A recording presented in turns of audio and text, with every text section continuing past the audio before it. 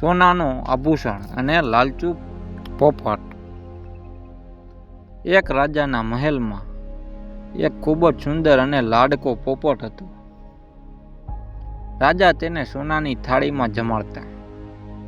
એક દિવસ પોપટને વિચાર આવ્યો કે મારે જંગલમાં જઈને મારા જૂના મિત્રોને મળવું જોઈએ.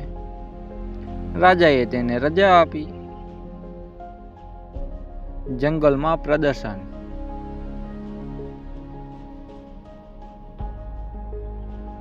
પોપટ જંગલમાં ગયો. તેના ગળામાં રાજાએ એક કિંમતી હીરાનો હાર પહેરાવ્યો હતો. પોપટ ઝાડ પર બેસીને બધા પક્ષીઓને પોતાની જાહોદ જલાલીની વાતો કરવા લાગ્યો. તે કહેતો, જુઓ, હું તો રાજાનો ખાસ મિત્ર છું. મારે તો જલસા છે. શિયાળની લુચ્ચાઈ. એક લુચ્ચું શિયાળ નીચેથી આ બધું જોઈ રહ્યું હતું. તેને પેલા હીરાના હાર પર લાલચ જાગી ગઈ. તેણે પોપટને પકડવા માટે એક યુક્તિ કરી. શિયાળ બોલ્યું, અરે વાહ પોપટભાઈ, તમારો અવાજ તો આખા જંગલમાં પ્રખ્યાત છે. પણ શું તમે પેલા નીચે પડેલા જાદુઈ ફળ પાસે જઈને ગાઈ શકો છો? ત્યાં ગાવાથી તમારો અવાજ દેવો જેવો થઈ જશે. પોપટની ભૂલ.